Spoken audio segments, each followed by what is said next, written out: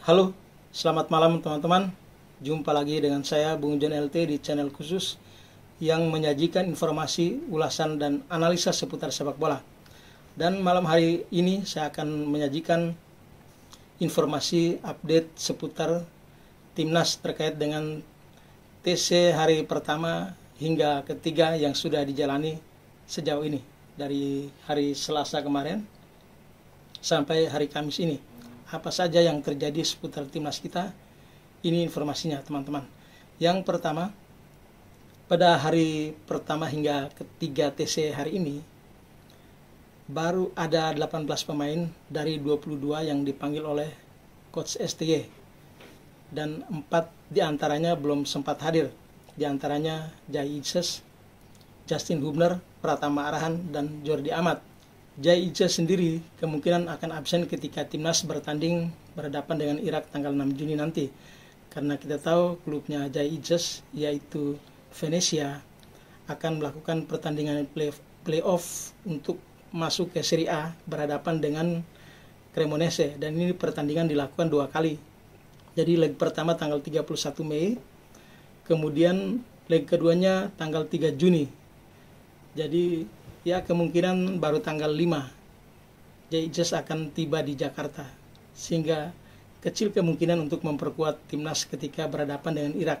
Tapi harapannya ketika timnas bermain dengan Filipina, Jai Ices sudah tersedia. Kemudian Justin Hubner sendiri memang rencana dilepas oleh klubnya yaitu Cerezo Osaka. Namun dari info yang beredar yang saya dapatkan, kemungkinan besar Justin Hubner ini akan absen ketika timnas uji coba lawan Tanzania. Karena Cerezo Osaka baru akan melepas Justin Hubner untuk bergabung dengan timnas di tanggal 2 Juni 2024, teman-teman. Kemudian Pratama Arahan on the way untuk bergabung dengan timnas. Mudah-mudahan secepatnya bisa bergabung, sehingga harapannya besok ketika bertanding melawan Tanzania untuk laga uji coba, itu Pratama Arahan sudah bisa bermain. Lalu Jordi Amat tanggal 31 Mei, jadi hari Jumat, baru akan tiba di Jakarta dan bergabung dengan timnas. Jadi itu informasi yang pertama, teman-teman. Kemudian informasi yang kedua, di hari pertama TC ada 2 pemain yang mengalami cedera ringan. Yang pertama Yance Sayuri, kemudian yang kedua Nathan Joaon, teman-teman. Jadi Yance Sayuri mengalami cedera hamstring, tapi tim dokter sudah menangani dan menurut tim dokter ini cedera ringan. Jadi harapannya bisa segera pulih sehingga nanti ketika hari H lawan Irak dan Filipina, Yance sudah sembuh. Kemudian Nathan Joaon sebenarnya tidak cedera, tapi ini karena faktor kelelahan. Kita bayangkan Nathan ini terbang dari Belanda ke Indonesia itu kan belasan jam ya. Jadi mungkin belum fit 100%, sudah berlatih kemarin dan berlatihnya kan sore hari ketika udara Jakarta masih panas kan. Nah, sehingga kemarin agak kesulitan Nathan mengikuti menu latihan yang diberikan oleh pelatih. Tapi ya mudah-mudahan dengan 1-2 hari sudah berlatih ini, itu sudah mulai ada penyesuaian dengan cuaca dan suhu kota Jakarta yang panas. Kemudian informasi yang ketiga, Ragnar Oratmangun dan Tom Haya dalam semangat yang tinggi untuk melakukan debut di Gelora Bung Karno. Kita tahu 2 pemain ini ketika timnas kita berhadapan dengan Vietnam kali lalu di Senayan, mereka hanya menonton dari tribun karena proses naturalisasi masih dilakukan. Tapi di Maidin waktu itu tanggal 26 Maret, 2 pemain ini sudah bisa diturunkan dan luar biasa penampilan mereka. Jadi kemarin itu Ragnar Oratmangun mencetak 1 gol, kemudian Tom Haya sendiri memberikan 1 assist untuk gol yang dicetak oleh Jai Ices waktu itu. Jadi luar biasa menantikan debut 2 pemain ini di Gelora Bung Karno. Kemudian informasi yang keempat, misteri keberadaan Elkan Bagot setelah tidak dipanggil ke timnas untuk menghadapi Irak dan Filipina. Teman-teman, mungkin sebagian fans Elkan Bagot cukup kecewa karena Coach STY tidak memanggil Elkan kali ini. untuk memperkuat timnas. Kita tidak bisa berbuat apa-apa teman-teman, karena itu sepenuhnya keputusan dari tim pelatih di bawah pimpinan Coach STY.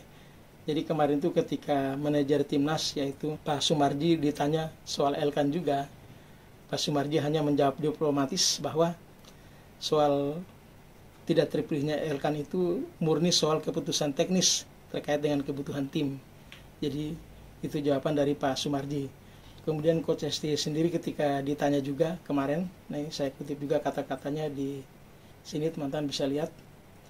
Itu Coach STY mengatakan begini, masalah Elkan mungkin bisa ditanyakan langsung ke Elkan, mungkin Elkan yang lebih tahu.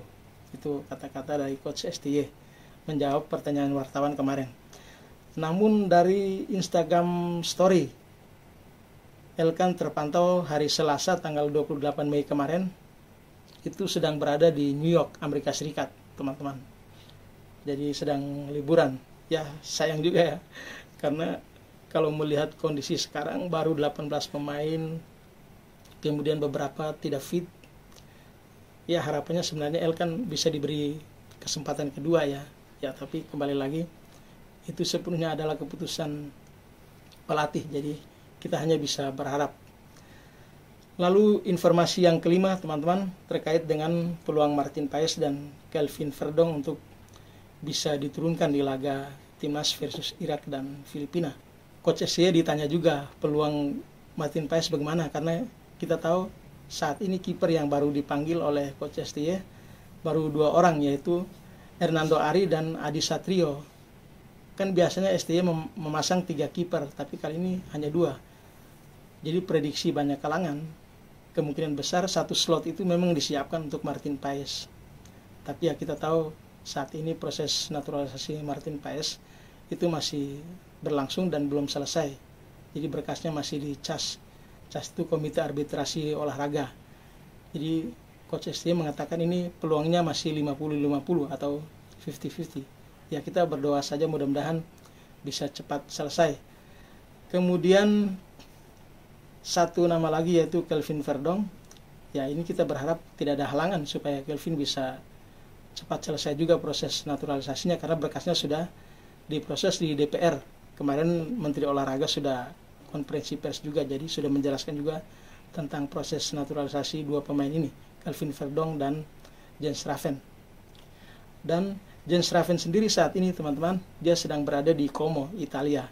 Sudah bergabung dengan timnas U20 kita untuk mempersiapkan diri bermain di Paris di turnamen Thailand. Jadi teman-teman, itu 5 informasi yang bisa saya sajikan malam hari ini.